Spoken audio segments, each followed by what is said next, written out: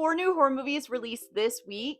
Here's where you can watch them, and let me know which one you're most excited to check out. First up is Haunted Heist. This one follows 4 friends whose reunion takes a dangerous turn when a robbery leads them into a secluded mansion. What starts as a quick score becomes a fight for survival as they realize that the house is haunted by the ghost of its previous owners. And they have sinister plans for anyone trapped inside. This one is a horror comedy home invasion movie, and I love when haunted house movies lean into the comedy. It's just such a fun switch up.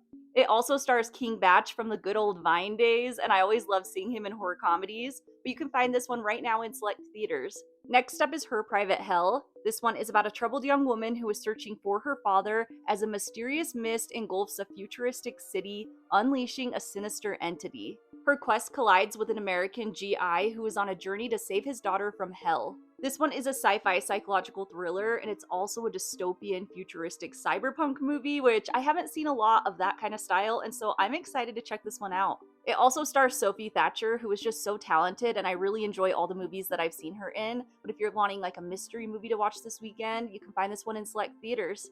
And then we have Pinocchio Unstrung. This one takes place after Geppetto creates a magical wooden puppet named Pinocchio. But things take a very dark turn as the puppet starts carrying out his own twisted version of justice. As Pinocchio tries to become a real boy, his violent actions leave a trail of chaos. I love when movies take a story that we know and flip it into a horror movie, especially when it has childlike elements and is something that was initially made for kids and then turns sinister. I watched this one and I have a whole review up if you want to go check that out, but this one gets very gory and is going to unlock a lot of irrational fears. If you're wanting a dark fairy tale reimagining, slasher, and a lot of body horror, you can find this one in select theaters. And last but not least, Cruel Hands.